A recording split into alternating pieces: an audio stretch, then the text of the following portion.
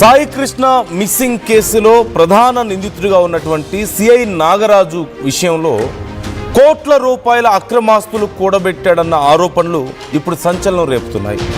Sai Krishna missing కేసులో ఇప్పుడు నాగరాజు మీద ఓవైపు విచారణ జరుగుతోంది. ఇదే సమయంలో పెద్ద ఎత్తున అవినీతికి పాల్పడ్డాడని, కోట్ల రూపాయలు కూడబెట్టాడన్న ఆరోపణలు కూడా మరింత సంచలనాన్ని కలిగిస్తున్నాయి. సిఐ నాగరాజుకు బినామీగా అతని బావ తోరం రాము ఉండేవాడంటూ తెలుస్తోంది. తోరం రాము పేరు మీద భారీగా ఆస్తులను గుర్తిస్తున్నారు. గతంలో తినడానికి కూడా తిండి లేని స్థితిలో రాము ఉండేవాడని, ఒక్కసారిగా 100 కోట్లకు పడగలెత్తాడంటూ తెలుస్తోంది. రాము పేరిట విలాసవంతమైన భవనాలు, ఆక్వా కంపెనీలు ఉన్నాయి. కోనసీమ జిల్లా అమలాపురంలో రాము ఉంటున్నాడు. అమలాపురం గారపాటి వీధిలో 4 కోట్ల విలువైన భవనం ఉంది. అలాగే సిఐ నాగరాజు సొంత గ్రామం చెయ్యేరులో 3 కోట్ల విలువైన భవనం, మహిపాల చెరువు గ్రామంలో 10 కోట్ల విలువైన రొయ్యల మేత కంపెనీ, భీమవరంలో రొయ్యల ఎక్స్పోర్ట్ కంపెనీ, అలాగే నేదునూరులో 12 ఎకరాల విస్తీర్ణంలో రొయ్యల చెరువులు, బట్టుపాలెం గ్రామంలో 10 ఎకరాల భూమి, సొంత గ్రామం చెయ్యేరులో 25 ఎకరాల పొలం, ఏలూరులో కూడా భారీగా ఆస్తులు ఉన్నట్లుగా తెలుస్తుంది. ఒంగోలులో ఒక హ్యాచరీ ఉంది. విజయవాడ మద్యం సిండికేట్లో బావ పేరు మీద వాటా కూడా ఉంది. సో మొత్తం మీద బావ రాము పేరు మీద భారీ ఎత్తున ఆస్తులను కూడగట్టినట్లుగా తెలుస్తుంది. బినామీగా ఉపయోగించుకున్నారు అనే ఆరోపణలు ఇప్పుడు వస్తున్నాయి. ఈ నేపథ్యంలో ఒక సిఐకి ఇన్ని కోట్ల ఆస్తులు ఎలా వచ్చాయి ఇప్పుడు అనేది చాలా కీలకంగా మారింది. దీనికి సంబంధించి మనం డీటెయిల్స్ తెలుసుకోబోతున్నాం. మా ఏపీ ఇన్పుట్ ఎడిటర్ కృష్ణమోహన్ మనతో జాయిన్ అవుతున్నారు. ఇదిగో మీకు కనిపిస్తోంది ఓవైపు ఇప్పటికే మహిపాల చెరువులో శ్రీరామ ఆక్వా సీడ్స్ కంపెనీ కనిపిస్తోంది మీకు. ఇది కూడా వాళ్ళ బావ పేరు మీద ఉన్నట్లుగా తెలుస్తుంది. సిఐ నాగరాజు స్వగ్రామం మీకు చెయ్యేరు ఈ ప్రాంతంలో పెద్ద ఇల్లు బావ పేరు మీద అండ్ 25 ఎకరాల పొలం కూడా ఉన్నట్లుగా తెలుస్తుంది. అదిగో మీకు అక్కడ ఒక ఇల్లు కనిపిస్తుంది కదా, ఒక ఇల్లు, చాలా కాస్ట్లీ హౌస్ ఒకటి కనిపిస్తుంది. ఒకప్పుడు తినడానికి తిండి లేని వాళ్ళకి ఇన్ని కోట్ల ఆస్తులు ఎక్కడి నుంచి వచ్చాయనే ప్రశ్న ఇప్పుడు వస్తుంది. ఇటు మరోవైపు అమలాపురం గారపాటి వీధిలో 4 కోట్లు విలువ చేసే విలాసవంతమైన భవనం అక్కడ మీకు కనిపిస్తుంది. ఇలా పెద్ద ఎత్తున ఆస్తులు వీళ్ళ పేరు మీద ఉన్నాయంటూ తెలుస్తుంది. అదిగో మీకు కనిపిస్తున్నాడు తోరం నాగరాజు బావ అంటూ చెప్తున్నారు. ఒకప్పుడు ఏమీ లేని వీళ్ళకి ఇన్ని ఆస్తులు ఎక్కడి నుంచి వచ్చాయి అనేదే ఇప్పుడు అతిపెద్ద ప్రశ్న. ఇప్పటికే సిఐ నాగరాజు మీద లేదంటే అతని టీం మీద కూడా పెద్ద ఎత్తున ఆరోపణలు ఉన్నాయి, చాలా సెటిల్మెంట్లు చేసేవాళ్ళు అని. మరోవైపు నాగరాజు చాలా మంచివాడని చెప్పేసి చెప్తున్న వాళ్ళు కొంతమంది మనకు కనిపిస్తున్నారు. ఈ నేపథ్యంలో మరి ఈ ఆస్తుల సంగతి ఏంటి అనే ప్రశ్న ఇక్కడ ఉత్పన్నం అవుతుంది ఖచ్చితంగా. మా ఏపీ ఇన్పుట్ ఎడిటర్ కృష్ణమోహన్ మనతో ఉన్నారు. కృష్ణమోహన్ అడిగి మరిన్ని డీటెయిల్స్ తెలుసుకుందాం. కృష్ణమోహన్, ఇప్పుడు ఈ ఆస్తులన్నీ ఎక్కడి నుంచి బయటపడుతున్నాయి, ఎలా వస్తున్నాయి, అండ్ ఒకప్పుడు ఏమీ లేని వాళ్ళకి ఇన్ని కోట్ల ఆస్తులు ఎలా, రామునే ప్రధానంగా బినామీగా పెట్టుకున్నారు అన్నటువంటి ఆరోపణలు ఎలా చూడాలి? ఇప్పుడు దీనికి సంబంధించిన డీటెయిల్స్ ఏంటి ఓవరాల్గా?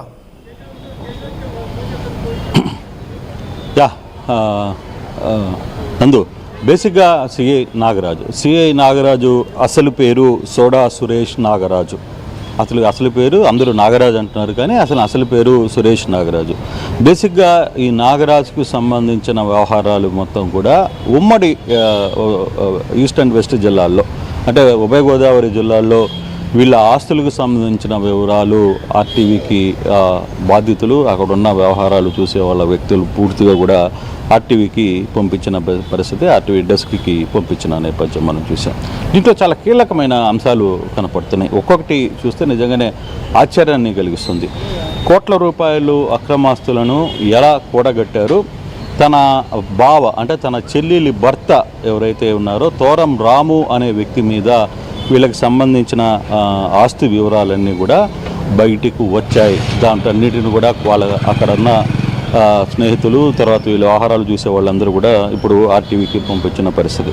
ఓసారిగానే చూస్తే తోరం రాము మీద ఉన్న ఆస్తులు కావచ్చు, ఎందుకంటే ఈయన సిఐగా ఉన్నారు కాబట్టి ఈయన పేరు మీద ఆస్తులు ఉంచలేదు. ఒకప్పుడు రాము చాలా సాధారణంగా జీవితాన్ని గడిపేవాడు. ఇటీవల కాలంలో చాలా పెద్ద స్థాయిలో ఒక పెద్ద హ్యాచరీ కావచ్చు, లేకపోతే వివిధ రంగాల్లో వ్యాపారాల్లో ఆయన కీలకంగా మారాడు అనేది తెలుస్తుంది. అంటే వాళ్ళు చెప్పేది అంటే ఈ నేపథ్యంలో కూడా పోలీసులు అధికారులు ఇతని ఆస్తులు ఏంటి, ఇతని ఆహారాలు ఏంటి, దీని మీద పూర్తి విచారణ జరిపించాలి అని కోరుకుంటున్నారు. దీంట్లో ప్రధానంగా మనం ఒకసారి చూసుకుంటే రాము పేరు మీద ఉన్న భవనాలు వీళ్ళంటే చూసుకుంటే కోనసీమ జిల్లా అమలాపురంలో ఉంటున్న తోరం రాము అమలాపురం గారపాటి వీధిలో 4 కోట్ల విలువైన ఒక భవనం కలిగి ఉన్నాడు.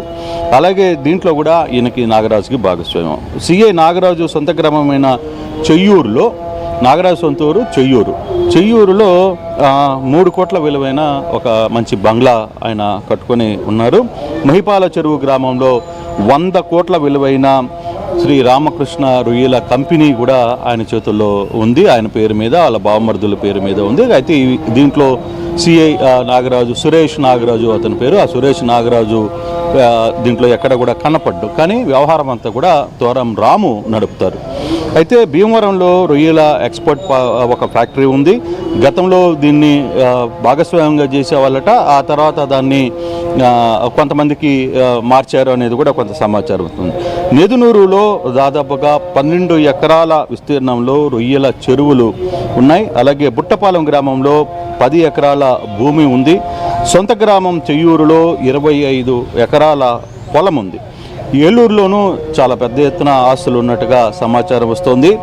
ఒంగోలులో ఒక హ్యాచరీ, విజయవాడ మద్యం సిండికేట్లో బావ పేరు మీద వాటా ఉన్నాయి. కొన్ని ఈరోజు 2-3 రోజులుగా ఒక హెడ్ కానిస్టేబుల్ ఇంట్లో ఉంటున్న శ్రీనివాసరావు ఎవరైతే ఉన్నారో ఆ శ్రీనివాసరావుకి కూడా ఈ సిఐ సురేష్ నాగరాజు, అసలు పేరు సురేష్ నాగరాజు, ఈ సిఐ సురేష్ నాగరాజుకు సంబంధించిన ఫ్రెండ్ ఇంట్లో ఉన్న అతనికి కూడా బినామీ ఆస్తులుగా లేదు బినామీగా మద్యం షాపుల్లో కూడా ఉన్నాయనేది మనకి సాక్ష్యాలతో సహా చాలామంది ఆయన బాధితులు అందరూ కూడా మనకి పంపించిన పరిస్థితి.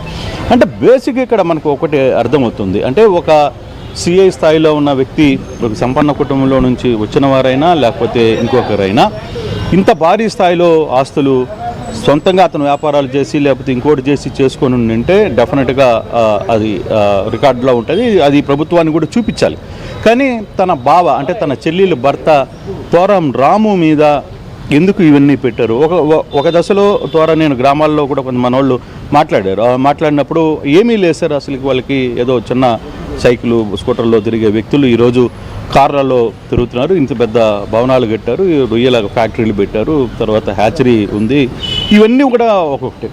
ఎందుకు ఇది పదే పదే ఎందుకు ఇంత అంటే దాదాపుగా చాలామంది అతని బాధితులు ఉన్నారు. ఆ బాధితులు ఇప్పుడు ఒక్కొక్కరుగా వెలుగులోకి వస్తున్నారనే సమాచారం మనం క్లియర్గా అర్థమవుతుంది.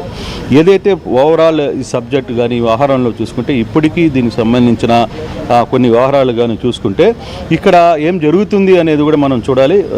పక్కకు రా, వెహికల్ వస్తుంది. సో ఈ వ్యవహారానికి సంబంధించిన దాంట్లో దీని మీద కూడా విచారణ జరపాలి అనేది ఆయన తరఫున వ్యక్తులు కోరుకుంటున్నారు. అయితే ఇప్పటి వరకు 4 రోజులు అయిపోయింది, సిట్ విచారణ జరుపుతోంది.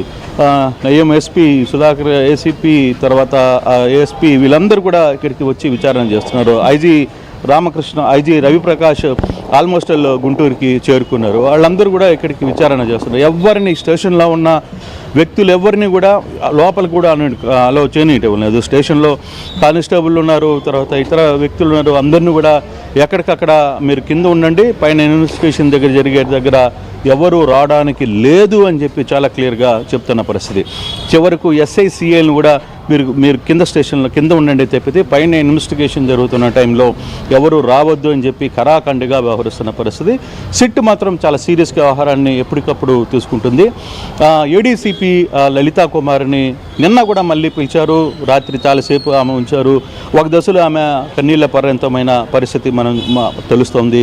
మరోవైపు అక్కడ జరుగుతున్న వ్యవహారాలు ఎందుకు, ఎవరి యాక్షన్ మీద ఇవి తీసుకుని వచ్చారు, ఎక్కడికి తీసుకుని వెళ్ళారు, సర్వేలెన్స్లో మార్కాపురం నుంచి వచ్చిన దాని తర్వాత ఎక్కడ అతను కాల్ డేటా తీసుకున్నారు, ఎందుకు ఇంత దూరం వచ్చిన తర్వాత 10 రోజులు ఎందుకు ఉంచాల్సిన పరిస్థితి, ఓకే ఎన్బిడబ్ల్యూ కేసు ఉంది, లేదు ఇంకో కేసు ఉంది, వెంటనే అరెస్ట్ చేశారు, వెంటనే కోర్టుకి ఎందుకు పెట్టలేదు, ఈ అన్ని అంశాలని సుదీర్ఘంగా పిన్ టు పిన్ ఈ వ్యవహారాన్ని ఇక్కడున్న ఎస్పీలు వీళ్ళందరూ కూడా మాట్లాడుతున్న పరిస్థితి. ఆ తర్వాత సిట్ అధికారులు చాలా సీరియస్గా వ్యవహారాన్ని అయితే చూస్తున్నారు.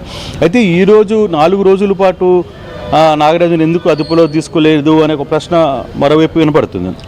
మరోవైపు నాగరాజు చాలా మంచి వ్యక్తి. కృష్ణలంకలో ఆయన వచ్చిన తర్వాతనే కృష్ణలంకలో రౌడీజం పూర్తిగా కూడా అడ్డుకట్ట వేశారు. ఇక్కడ ఎటువంటి సమస్యలు లేవు అని కొంతమంది రోడ్ల మీదకి వచ్చి నిరసనలు చేస్తున్నారు.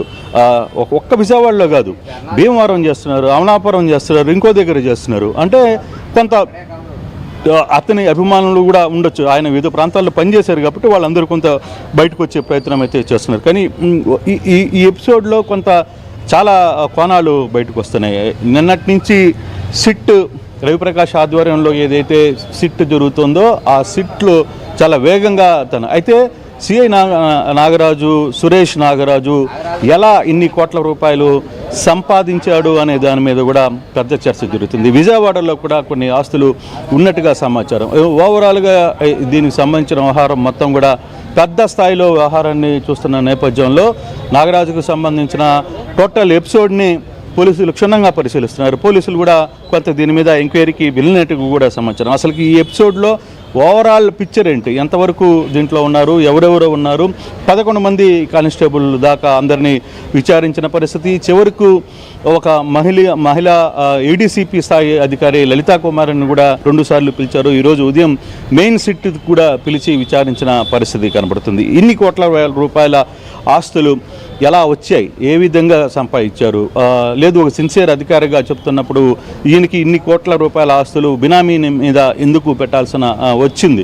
సో ఇట్లాంటివన్నీ కూడా ఈ వ్యవహారం అయితే జరుగుతుంది. పోలీసులు ఆ కోణంలో పెద్ద ఎత్తున ఎంక్వైరీ అయితే చేస్తున్నారు. చూడాలి రాబోయే రోజుల్లో దీన్ని అంటే ఎందుకు మరి ఈయన మీద ఉన్న వ్యవహారాలు ఏంటో మనకి తెలియదు. కానీ ఈయన బాధితులు అందరూ కూడా మొన్న చూసాం, అతని బాధితులు, అతని కొట్టిన వాళ్ళు, అతని వల్ల దెబ్బతిన్న వాళ్ళు, చేతులు ఇరిగిపోయిన వాళ్ళు, కాళ్ళు ఇరిగిపోయిన వాళ్ళు, వాళ్ళందరూ కూడా వాళ్ళు పడ్డ బాధల్ని ఆర్టీవీతో పంచుకునే ప్రయత్నం చేశారు. ఇప్పుడు చూసుకుంటే ఎక్కడో ఈస్ట్ గోదావరి, వెస్ట్ గోదావరి, ఈయన సొంతూరు ఏందో అసలుకి ఈయన అసలు పేరు కూడా సురేష్ నాగరాజు అని చాలామందికి ఇక్కడ ఎవరికి తెలియదు, నాకు కూడా తెలియదు. నేను జస్ట్ ఇప్పుడే వాళ్ళ సమాచారం వచ్చేదాకా ఆ విషయాన్ని కూడా తెలియదు. సో ఈ డేటా మొత్తాన్ని కొంత ఇచ్చే ప్రయత్నం అయితే చేస్తున్నారు.